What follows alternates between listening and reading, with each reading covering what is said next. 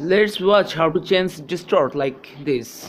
Open the PixArt apps and select any pictures, then go to the tools, then select the distort option, and here you can saw many options. Then just click on the point where you want to distort, but just it, and it's completed.